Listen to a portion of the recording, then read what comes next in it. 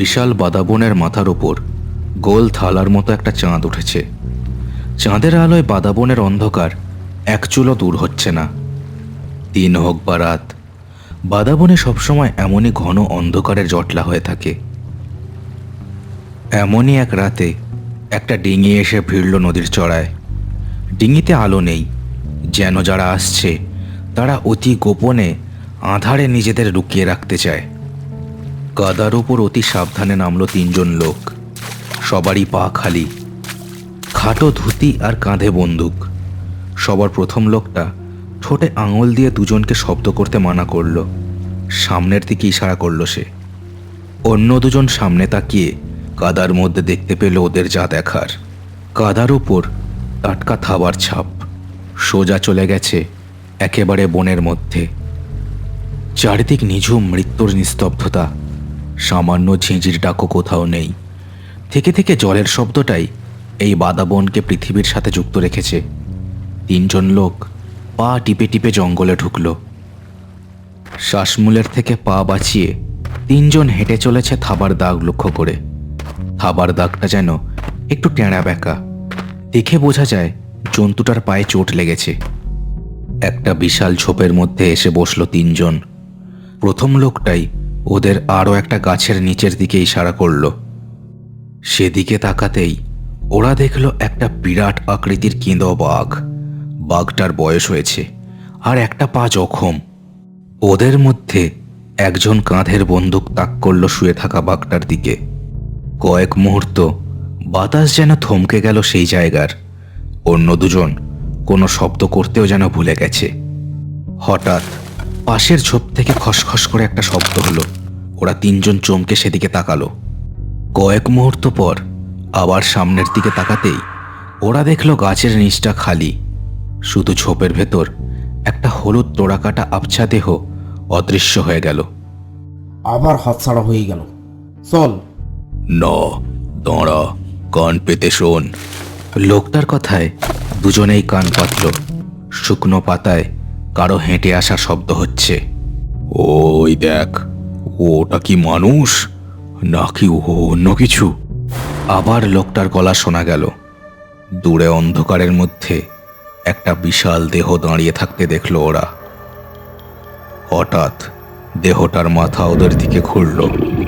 দুটো চোখ, তা থেকে যেন থকথকে গাঢ় সবুজ জ্বলন্ত লাভা বেরোচ্ছে। পালাও পালাও পালাও!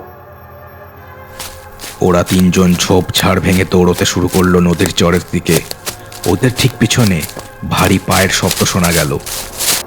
পায়ের শব্দেই ওরা বুঝল যে ওদের পিছনে দৌড়ে আসছে সে আর যাই হোক বাঘ নয়। সামনের দুজন দৌড়ে বেরিয়ে এলো জঙ্গলের মায়াজাল ছেড়ে। সামনে কিছু দূরেই ওদের নৌকো, আর মাত্র কয়েক পা। হঠাৎ প্রবল একটা চিৎকার শোনা গেল জঙ্গলের মধ্যে থেকে। শেষ লোকটা দৌড়তে দৌড়তে ঘাড় ঘুরিয়ে দেখল একবার। জঙ্গলের আঁধারে দাঁড়িয়ে আছে বিশাল দেহধারী কেউ। তার এক হাতে একদলা মাংসের মতো ঝুলে আছে তৃতীয় লোকটা। লাল রক্তে রাঙা হয়ে আছে বিশাল দেহটার মুখ।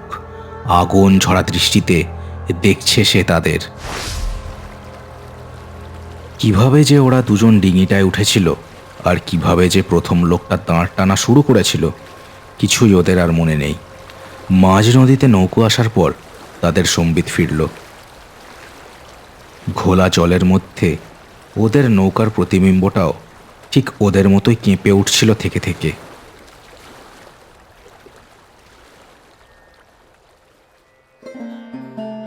কথায় বলে সুন্দরবনের ডাঙায় বাঘ আর জলে কুমির। কিন্তু এই সুন্দরবনের প্রত্যন্ত দ্বীপে বাস করা মানুষগুলোর জন্য এই বনই খাদ্য জোগানোর ব্যবস্থা করে। সুন্দরবনের বেশিরভাগ মানুষই বনে মধু ভাঙে, মাছ কাঁকড়া ধরে।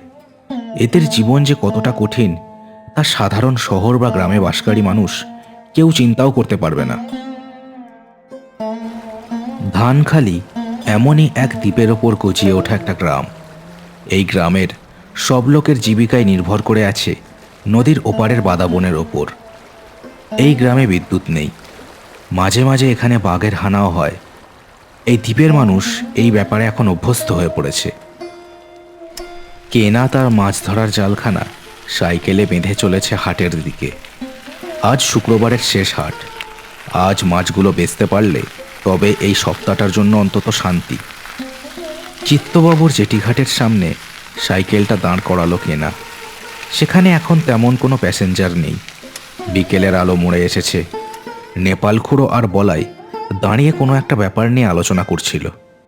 ও কাকা, কি নিয়ে সালিসি করতিছো? কেনা নাকি রে? ও বাবা, মাছ নিয়েছিস?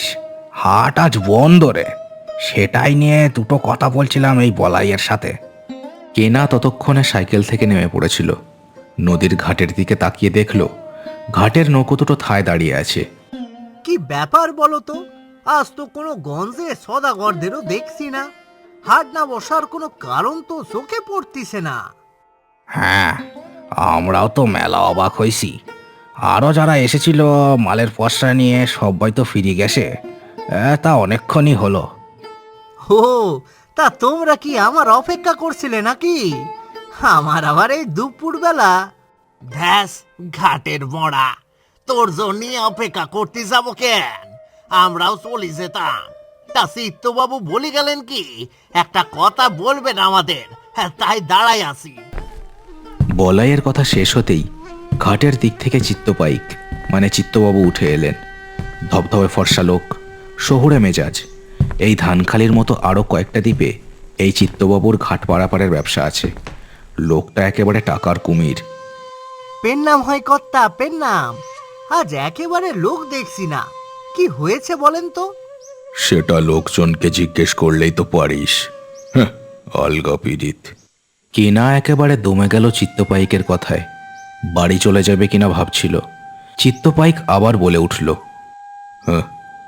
এই শোন, তুইও দাঁড়া। এদের একটা কাজ আমি দেব, তুইও জুটে যা এদের দলে। 400 টাকা দেব। খুব বড় কিছু কাজ নয়। কি করবে তো তোমরা? হ্যাঁ হ্যাঁ, কেন করব না? কি করতে হবে বলেন না? একই তো কাজকর্ম নেই। চিত্তবাবু হাতের সিগারেটে আরও একটা টান মেরে চারিদিকে দেখল।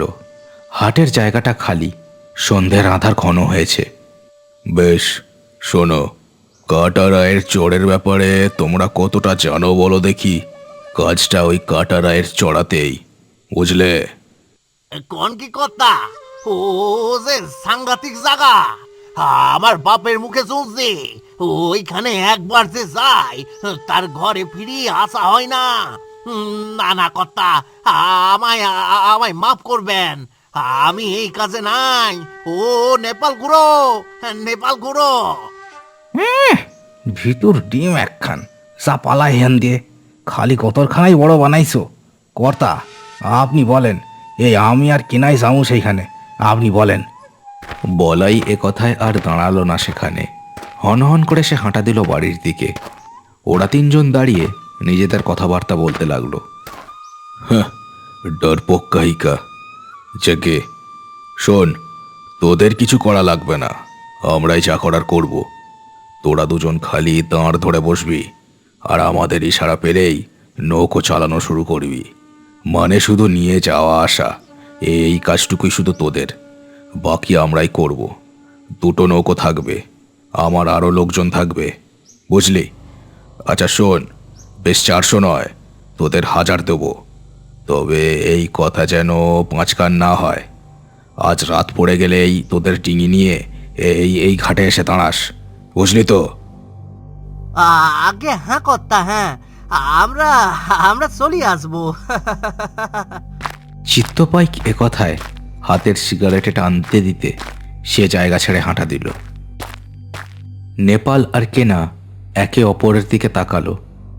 এরপর তাদের কর্তব্য হলো মা বনচণ্ডীর মন্দিরে পুজো দেওয়া। বনচণ্ডীর আশীর্বাদ ছাড়া এই সুন্দরবনের কোনো মানুষই জঙ্গলের পথে পা বাড়ায় না।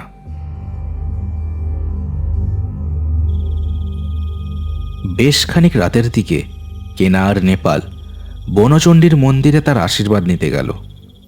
হরগোপাল মন্দিরের চাতালে বসে ওদের লক্ষ্য করছিলেন। এই বৃদ্ধ হরগোপালই মা বনচণ্ডীর মন্দিরের পূজারী। এই মন্দিরের দেখাশোনাও ইনিই করেন।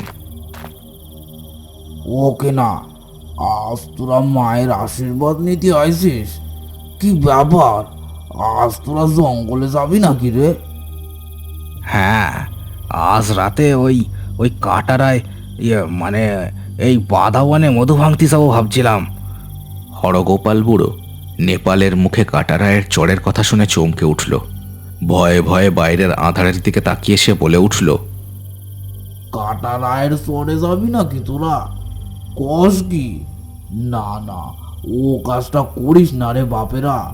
ও জায়গাটা মা বনচণ্ডীর সীমানার বাইরে যে, ওটা তো বাবা দক্ষিণ রায়ের সীমানা। ওই চরে যে যায় সে আর এই ধানকালিতে ফিরে আসতে পারে না। তোরা কি মরার জন্য ওই জায়গায় যাচ্ছিস নাকি? কি সাহস রে তোদের! ওহ, থামো দেহি গোপাল দাদু। বলি, পেটের বাঘের থেকে কি জঙ্গলের বাঘ বড় হয়েছে কোনোদিনও? না খেতে পেয়ে মরার থেকে একটু ঝুঁকি নিয়ে দুটো ভাত খেয়ে থাকতে পারলি, সেটাই হবে আমাদের মতো গরিব লোকেদের সব থেকে বড় পাওনা। কি বলো নেপাল খুড়ো? হ্যাঁ, কথাটা ঠিক। আর মা বনচণ্ডী আসেন, তিনি জীবন রক্ষা করবেন। জয় মা বনচণ্ডী। এই কেনা, চল। বৃদ্ধ হরগোপালকে আর কোনো কথার সুযোগ না দিয়ে নেপাল আর কেনা হাঁটা দিল আধারের মধ্যে। বুড়ো পুরুত ওদের হাতের লালচে আলোটা দূরে মিলিয়ে যেতে দেখে একটা দীর্ঘশ্বাস ছাড়ল শুধু। বহু বছর আগে তার ছেলেটাও দুটো পয়সার লোভে কাটারায়ের চড়ে গিয়ে আর ফেরেনি। এরাও হয়তো আর ফিরবে না। এভাবেই এই ধানখালি একদিন শ্মশান হয়ে যাবে হয়তো। রাত অনেক গভীর হয়েছে। দুটো নৌকো ভেসে চলেছে সরু একটা খাল বেয়ে।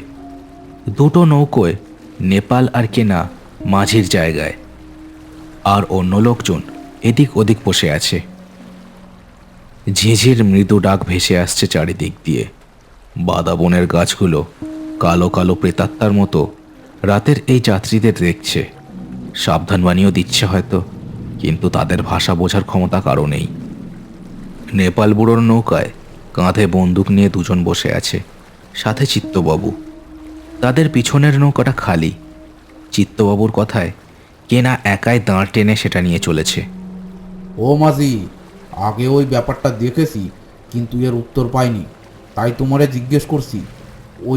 ওই দেখো, নদীর চড়ায় কাদার মধ্যে দেখো কেমন গামছা আর ছেঁড়া লুঙ্গি জামা এইসব বাঁশের গায়ে বাঁধা। এটা কি ব্যাপার বলো তো? ওটা ওটা বাবু এই সুন্দরবনের মাঝিদের জন্য সংকেতবাণী। আমরা যারা এই জঙ্গলে মধু ভাঙি, মাছ ধরি বা ধরেন গে এই কাঠ কাটি, অনেকেই আমাদের মধ্যেই বাঘের হাতে মারা পড়ে। যারা মারা পড়ে তাহাদের দেহ পাওয়া যায় না।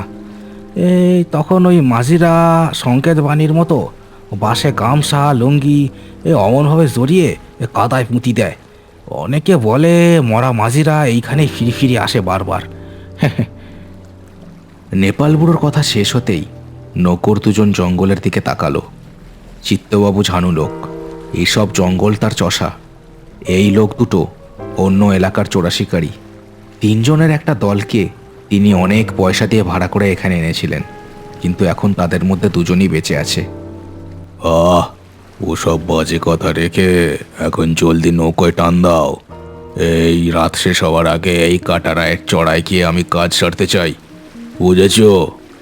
হ্যাঁ হ্যাঁ কর্তা, নিশ্চয়। ওকে না, ঠিক আছিস তো?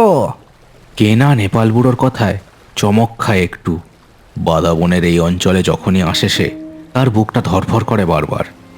হ্যাঁ খুড়ো, ঠিক আছি ঠিক আছি। আশা আশা, শোন, সামনে খাল শেষ হয়ে যাচ্ছে, তারপর নদী। দাঁড় টান দে ধরে রাখিস। আমার নৌকার আলোখানা শোকে শোকে রাখ। দু নৌকার মাঝে এখন হালকা কুয়াশা জমেছে। সামনে নৌকাটা দেখতে পেলেও এইসব বাদাবনের খাঁড়িতে চক্ষের নিমেষে হঠাৎ দুর্ঘটনা ঘটে যায়, তাই এই সাবধানবাণী। ঘণ্টা খানেকের মধ্যে দুটো নৌকা সরু খাঁড়ি ছেড়ে নদীর চড়া স্রোতে পড়ল। খুব বেশি দূর নয় এখান থেকে কাটারায়ের চড়া। দুটো নৌকোই নদীর মৃদু স্রোত কাটিয়ে চলল সেদিকে। কাটারায়ের চড়ের ওপর কোনো আলো নেই। গভীর কালো অন্ধকার চাপ হয়ে বসে আছে সেখানে।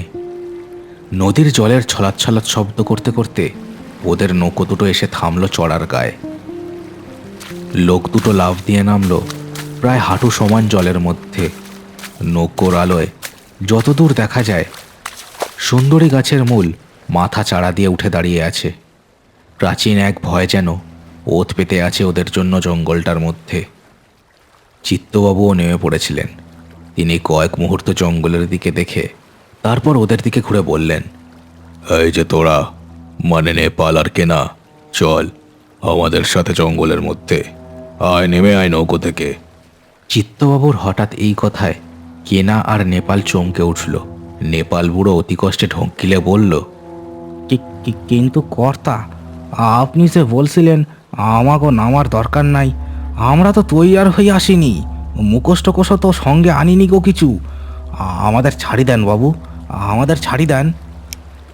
নেপাল বুড়োর কথা শেষ হতেই খচাত করে একটা শব্দ হলো। দুই শিকারীর একজন একখানা বন্দুকের নল তুলে ধরেছে ওদের দিকে। তার মুখটা ভয়ঙ্কর দেখাচ্ছে। চিত্তবাবু যা বলেছেন চুপচাপ শোন, নইলে তোদের গুলি করলেও আমাদের কাজ হয়ে যাবে, বুঝলি? এবার চল। কেনা আর নেপাল ভয়ে ভয়ে কোনো কথা বলল না। চুপচাপ নৌকো থেকে নেমে হেঁটে চলল ওদের সাথে। নরম কাদায় পা প্রায় বসেই যায়। একটু এদিক ওদিক হলেই মুখ থুবড়ে ওদের পড়তে হবে মাথা তুলে থাকা ছুঁচলো শ্বাসমূলগুলোর ওপর।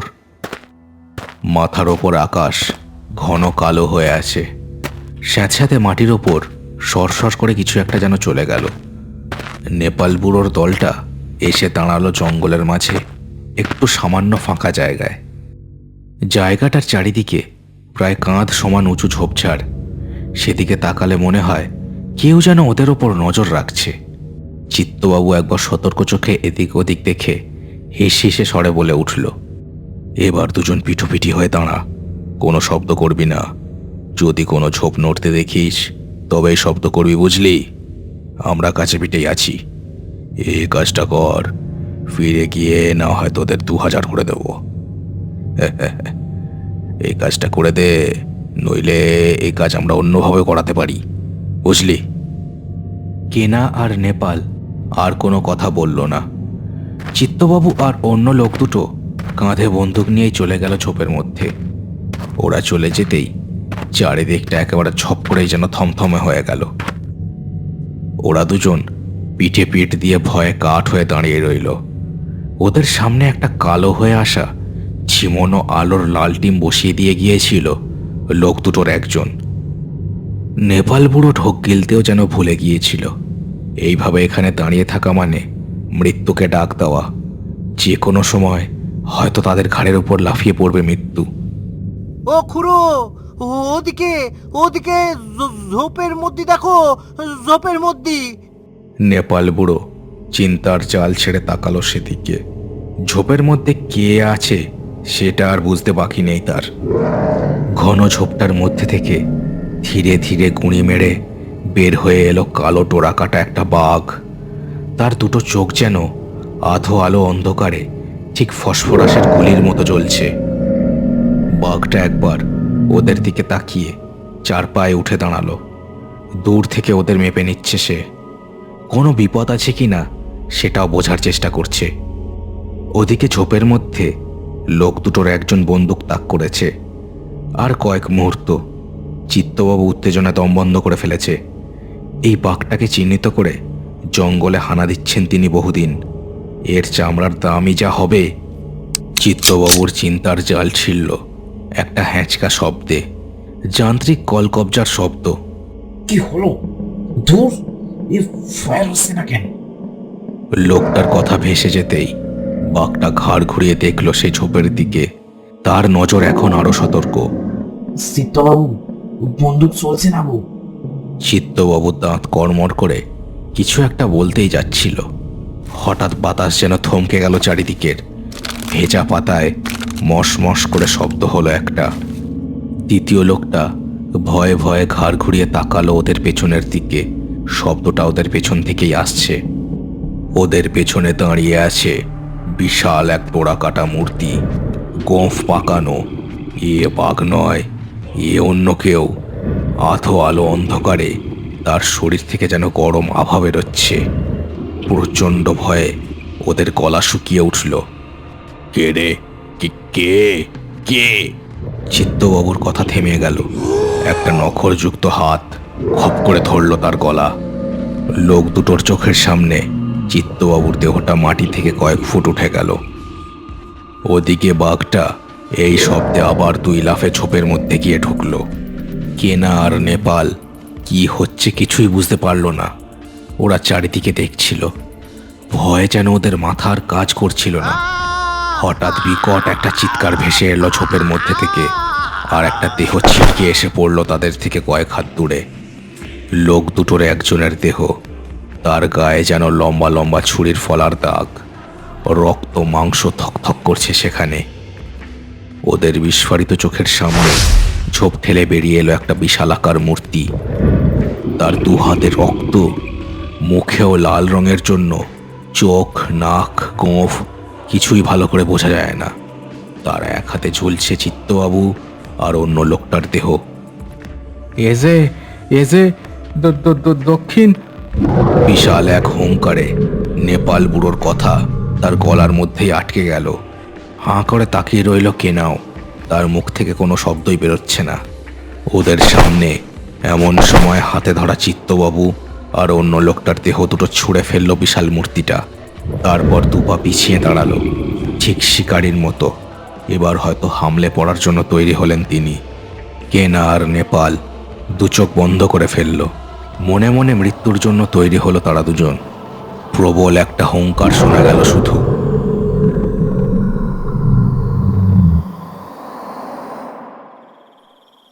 চারিদিক নিশ্চুপ হয়ে পড়েছে তখন। নেপাল বুড়ো ভয়ে ভয়ে চোখ খুলল এবার। কেনা চল চল। কেনাও চোখ খুলল। চারিদিক একেবারে নিঝুম। 3 জনের দেহ যেখানে পড়েছিল, রক্তের দাগ সোজা গিয়ে ঢুকেছে সেখান থেকে ঝোপের মধ্যে। নেপাল বুড়ো আর কেনা অতি কষ্টে সেই আলোটা নিয়ে পায়ে পায়ে বেরিয়ে এলো জঙ্গল থেকে। ওদের দেখে একটা কুমির সরসর করে জলে ঝাঁপ দিল।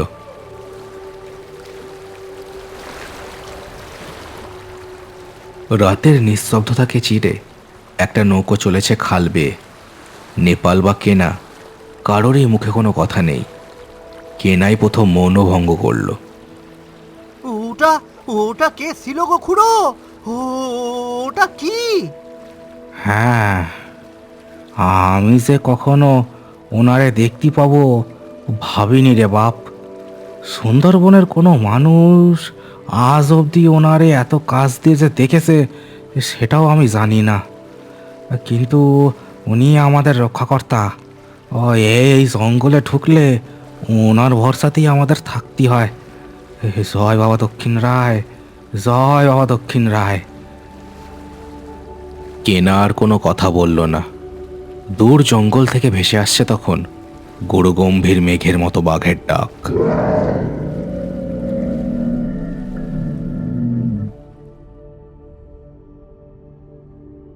শেষ হলো কার্টুনস অ্যানিমেশনসের আজকের গল্প। আজকের গল্পটা কেমন লাগলো সেটা আমায় কমেন্ট করে জানাতে ভুলো না। চ্যানেলটাকে সবাই সাবস্ক্রাইব করে দিও আর গল্পটাকে শেয়ার করে দিও তোমার বন্ধুদের সাথে। দেখা হচ্ছে আর পরের ভিডিওতে। সবাই খুব ভালো থেকো।